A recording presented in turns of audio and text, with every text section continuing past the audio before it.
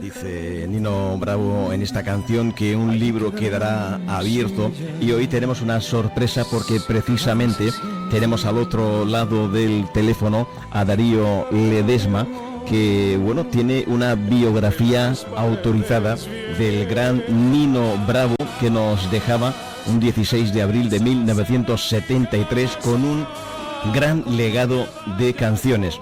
Darío Ledesma, muy buenos días. Hola, muy buenos días. Encantado de saludar a todos los oyentes de Radio Sintonía.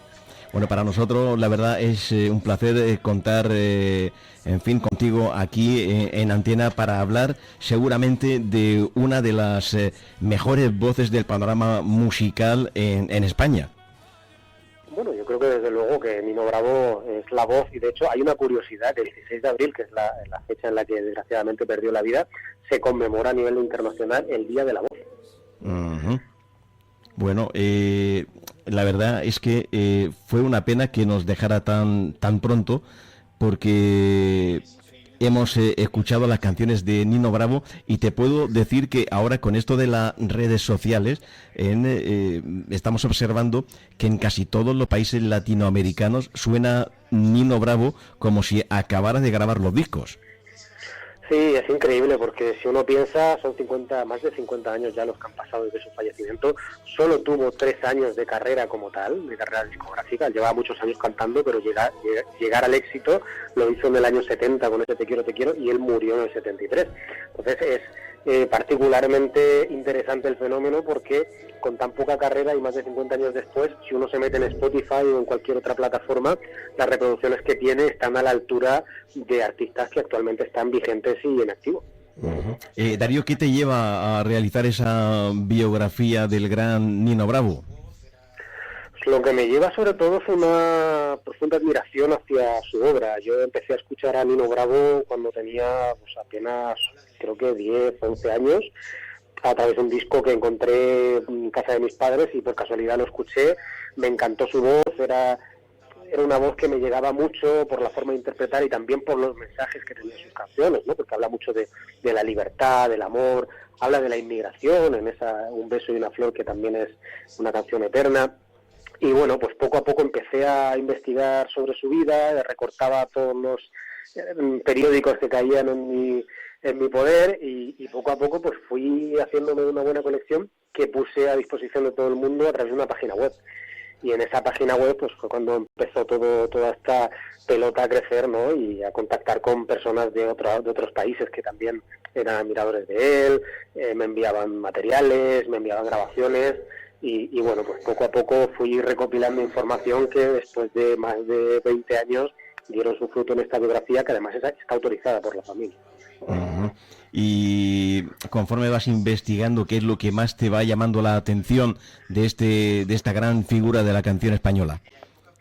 Pues me llamaba la atención sobre todo lo que tenía que ver con la época. Es decir, claro, nosotros estamos acostumbrados hoy en día a que un artista número uno casi que es como un dios y va a actuar en polideportivos y en grandes estadios, etcétera.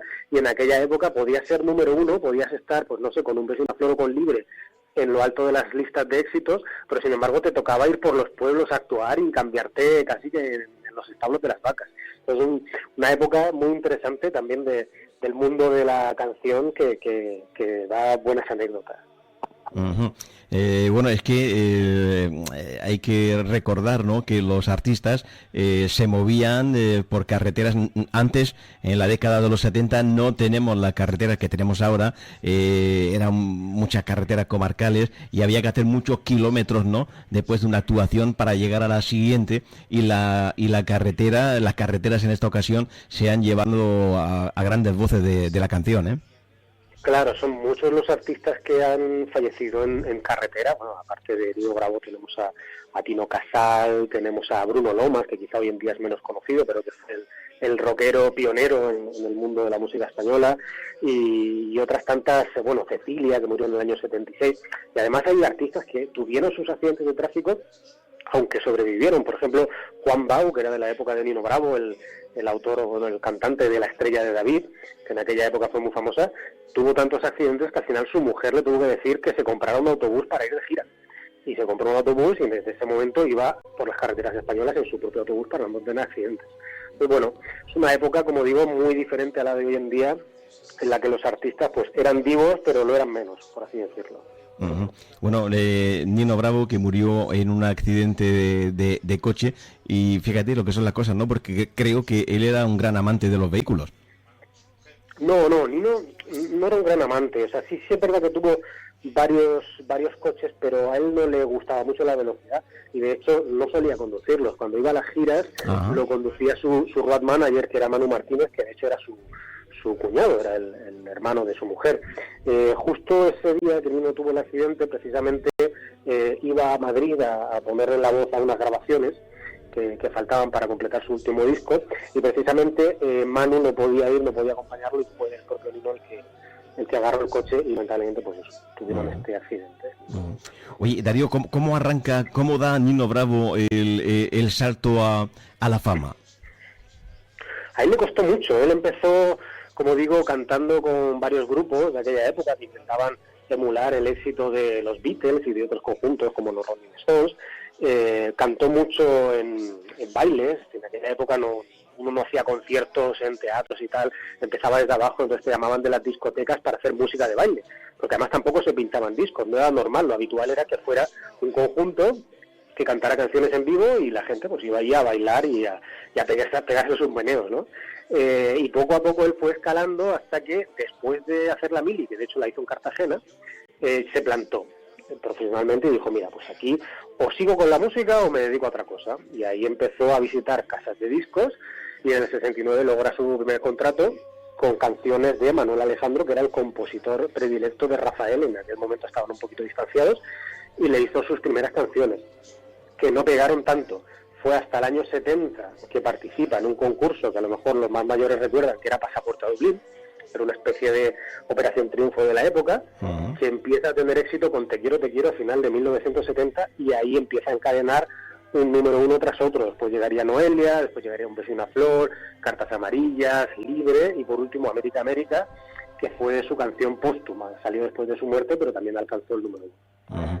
Bueno, la verdad es que cuando fallece Nino Bravo fue todo un shock, ¿no?, en la población española. Yo recuerdo, fíjate, que yo era pequeño y me mandó mi madre a comprar en una tienda, y cuando entré en la tienda incluso había una señora que estaba llorando porque estaban dando en la radio la noticia del fallecimiento de Nino Bravo, que nadie se lo creía. Claro, no, y desde el primer momento, aparte las noticias que llegaban por radio eran muy confusas. Al principio se decía que un cantante que había tenido un accidente, sin decir quién.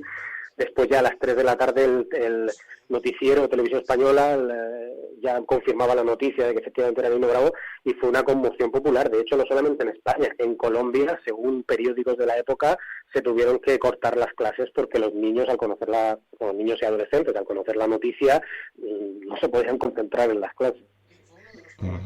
Bueno, hay que decir que a pesar de su corta carrera, ¿no?, acumuló grandes éxitos y le dio tiempo de visitar Latinoamérica y de hacer, en fin, de darse a conocer en aquella parte del mundo. Sí, fue uno de los primeros artistas en hacer una gran gira latinoamericana. De hecho, yo creo que sería el primero o el segundo después de Rafael Julio Iglesias. Y sí, de hecho hay una anécdota, y es que Te quiero, que fue la canción que lo lanzó al éxito, fue el número uno antes en Latinoamérica, concretamente en Venezuela, que en España. Es decir, allí empezaron a valorarlo antes que sus propios nacionales, ¿no?, por así decirlo. Entonces, bueno, sí, él era un continente que le gustaba mucho, y de hecho esta canción póstuma América, América fue una solicitud de Nino Bravo a sus compositores, porque él quería cerrar sus conciertos allí con este broche de oro, que era como un himno al continente americano. Uh-huh. América, bueno, me dices, Darío, que además llevas también las redes sociales del cantante. Sí, bueno, empecé en el año 99 con la página web, y poco a poco fuimos escalando, y ahora mismo pues tenemos Twitter, tenemos Instagram y Facebook. Uh-huh. Y supongo que recordándonos esos grandes momentos de Nino Bravo a través de las redes. Sí, es curioso, porque es verdad que las redes sociales hoy en día es un punto de vínculo con muchos con muchas personas que admiran la música de aquella época y nos llegan comentarios de todos los países. De hecho, ayer mismo hablaba con un chino, fíjate, un admirador chino que había conocido la música de Nino Bravo a través de un imitador en Shanghái y gracias a un contacto que tenía en España le habían enviado mi libro. Y hay un ejemplar de mi libro en español ahora mismo en China con un admirador que escucha las canciones de Nino Bravo. Uh-huh. Bueno, Nino Bravo, uno de los grandes, se han hecho, después de su fallecimiento, se han grabado algunos álbumes, ¿no?, con grandes voces de la canción española, hay duetos, hay incluso una canción que canta con su hija, incluso, si creo recordar bien, Darío, y si no me corriges, creo que Guille Milky Way de la Casa Azul también actualizó todas sus canciones. Sí, así es. Bueno, como él lamentablemente nos abandonó tan pronto, dejando solo 5 LPs originales, la discográfica a la hora de innovar y de sacar cosas que interesan al público ha hecho todo tipo de remezclas. La primera fue en el año 80, con nuevos arreglos a cargo de Luis Cobo, que es un disco así como muy ochentero. Después salieron los famosos duetos, efectivamente, que mezclaban la voz de Nino con la de cantantes actuales tipo Sergio Dalma, con Lolita, con Francisco, con Mocedades y con su propia hija, como bien dices.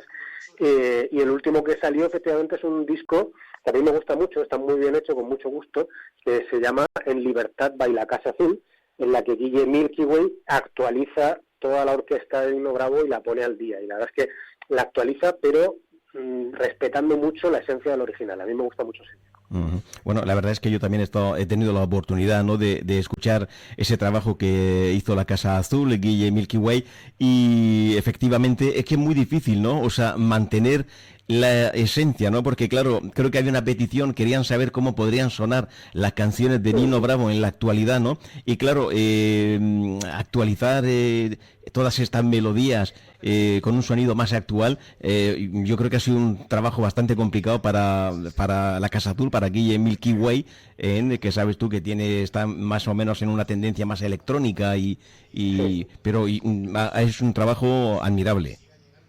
Lo supo hacer muy bien. Yo hablé con Guille precisamente cuando estaba haciendo el disco y él quería respetar esa esencia, porque al final las canciones de Nino Bravo son canciones que son muy épicas, ¿no? Al final te hablan de unos temas y lo hacen de una forma que te llega mucho. Entonces respetar eso, ponerle nueva música y que siga llegando al corazón del público es súper complicado. De hecho, él me decía que había una de las canciones que le habían propuesto hacerla en el disco, que es Noelia, y él se negó, porque él consideraba que Noelia no podía mejorarla de ningún tipo. ¿Qué voy a hacer yo con esto si ya es inmejorable, ¿no? Uh-huh.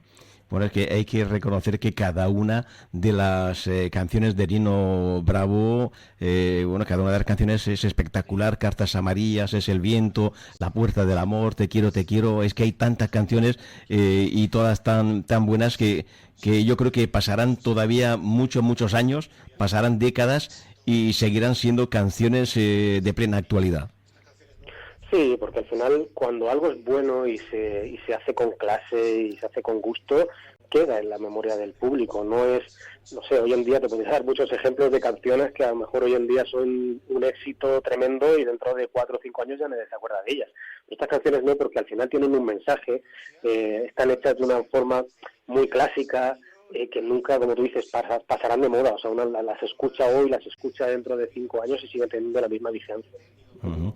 Oye, Darío, ¿dónde podemos encontrar tu biografía de Nino Bravo? Pues mi biografía principalmente se vende a través de librerías, Casa del Libro, FNAC, etcétera, pero si alguien quiere algo un poquito más rápido, pues a través de Amazon directamente, Nino Bravo, Voz y Corazón, de Editorial Milenio, la puede encontrar. Uh-huh. Y cuéntanos un poquito cómo es tu labor en las redes sociales, cómo actualizas información de alguien que nos dejó el 16 de abril de 1973, estando en el año 2025. Bueno, digamos que precisamente por todos estos años que llevo siguiendo la carrera de Nino Bravo tengo un archivo bastante amplio de fotografías, de entrevistas de la época, de vídeos. Entonces, lo que intento más que nada pues eso es que la gente vaya descubriendo su figura, su filosofía a través de sus propias frases, de fragmentos de canciones. Intentamos también que la gente colabore contándonos pues el momento más emocionante que hayan pasado con canciones de Nino Bravo, ese tipo de cosas, ¿no? Y al final es eso, es mantener vivo un legado y una figura que realmente por muchos años que pasen seguirá estando ahí y seguirá gente que se vaya uniendo a esta legión de admiradores que tiene a lo largo y ancho del mundo. Uh-huh. Bueno, Darío Ledesma, cuéntanos alguna anécdota que nos pueda sorprender de Nino Bravo, aunque los seguidores de Nino Bravo casi lo saben todo de él, ¿eh? Lo siguen muy de cerca, o lo seguían muy de cerca. Sí. Bueno, pues anécdotas. Podría contar, por ejemplo, que Nino Bravo no fue su primer seudónimo. Él realmente se llamaba Luis Manuel Ferri Llopis. En casa y sus amigos le llamaban Manolito. Lo de Nino Bravo fue un invento, una creación de una persona, de un periodista de la época que quería convertirse en su manager. Pero antes de llamarse Nino Bravo, llegó a publicitarse como Linuel, el loco del twist, en algunas actuaciones, porque recordemos que él tenía que cantar en las actuaciones twist, rock and roll, baladas, es decir, todo lo que se llevaba en la época. Entonces, ese primer nombre artístico fue Linuel, que suena un poquito raro, ¿no? Porque ahora ya lo tenemos asimilado como Nino Bravo. Y bueno, y por otra parte, pues en Latinoamérica, en sus giras, le pasaron muchísimas anécdotas.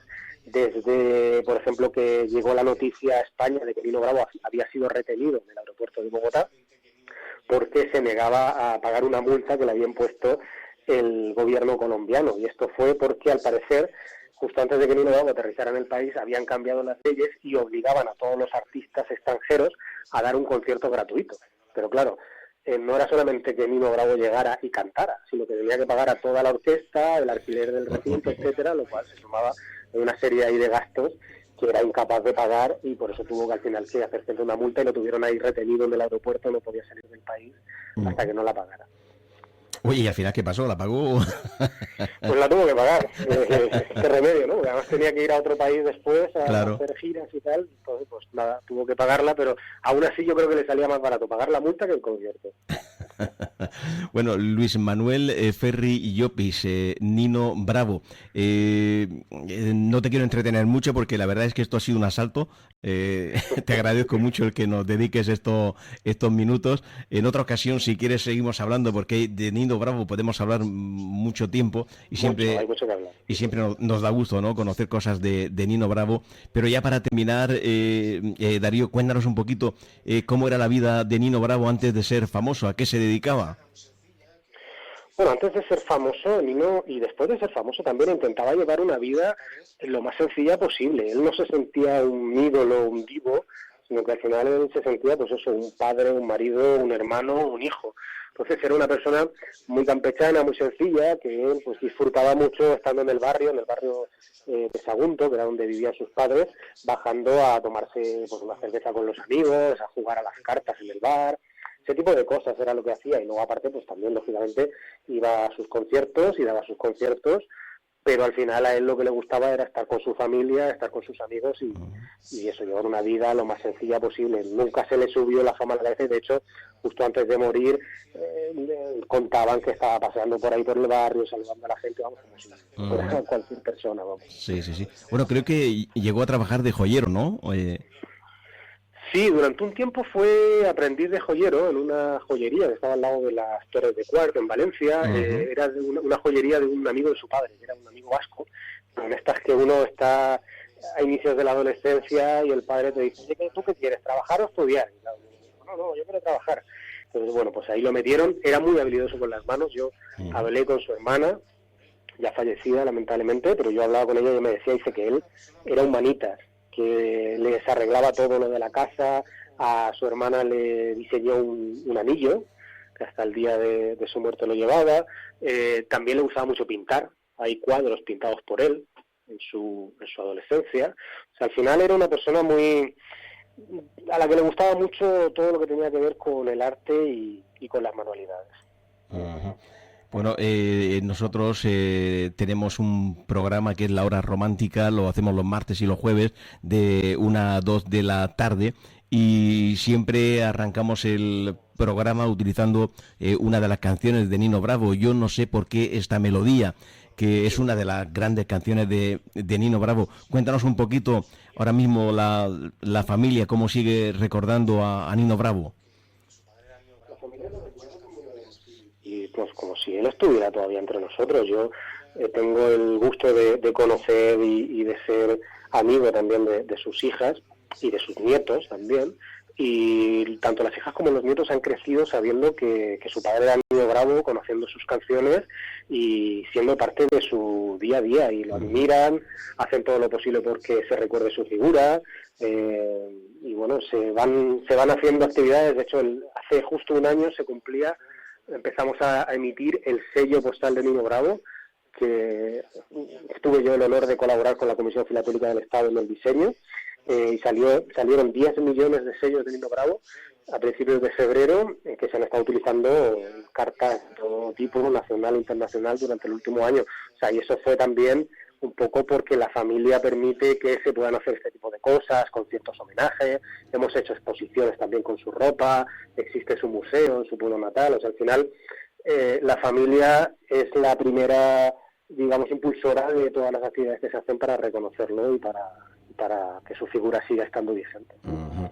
Bueno, y supongo que estarán súper contentos. A mí, ya te digo, me llama mucho la atención cuando escucho emisoras, ¿no?, latinoamericanas, compañeros, ¿no?, que están haciendo una radio actual en el año 2025 y que ponen canciones de Nino Bravo, ya te digo, como si estuvieran recién sacadas del horno. Claro, pues es que es lo que te digo, son canciones que siguen llegando a las nuevas generaciones. Te lo digo de primera mano, que yo en mi coche a veces voy con mi hija de 5 años y quiere que le ponga las canciones de Nino Bravo, y se sabe todas las canciones, la letra, tanto en la versión de Nino como en versiones nuevas. Ha creado una obra que seguirá estando ahí, que es imperecedera y que conecta con la gente. Uh-huh. Bueno, Darío, no te quiero quitar más tiempo porque la verdad es que ha sido un atraco a mano armada. Te hemos pillado sin previo aviso. Nos ha pasado tu teléfono un buen amigo de aquí de la radio, nuestro amigo Palazón, y me ha dicho, mira, tengo un amigo que ha escrito la biografía de Nino Bravo, biografía autorizada, y que sabe mucho del artista, y nosotros, bueno, hablar de Nino Bravo, estaríamos aquí toda la mañana hablando de él, porque tenemos muchas preguntas, ¿no?, que todavía están ahí pendientes. Si quieres, en otra ocasión seguimos hablando, claro. Y nos cuentan más cositas. Por supuesto que la carrera de Nino Bravo, como digo, fue corta, pero fue muy fructífera y hay muchísimo que contar. Podríamos hablar de la censura que sufrieron sus canciones, podríamos hablar de su relación con el mundo del periodismo del corazón de aquella época. O sea, hay cositas interesantes que se pueden explorar. No me digas que hubo alguna canción que intentaron censurar o algo. Sí, bueno, más de una, pero es que en aquella época era lo normal, le pasaba a todos los artistas. Uh-huh. Bueno, pues Darío, si te parece, no sé si despedirnos con Nino Bravo y Eva Ferri con la canción Vuelve, porque Nino Bravo siempre vuelve. Eso es, a mí, desde mi punto de vista, muy acertada la elección. Muy bien, pues Darío Ledesma, autor de la biografía autorizada de Nino Bravo. Recuérdanos cómo la buscamos en internet y en las librerías. En Amazon o en FNAC o donde quieran, Nino Bravo, Voz y Corazón. Voz y Corazón. Lo dicho, Darío, un abrazo. Un abrazo, hasta luego. Muchas gracias, y os dejamos con Nino Bravo y Eva Ferri. Su hija vuelve.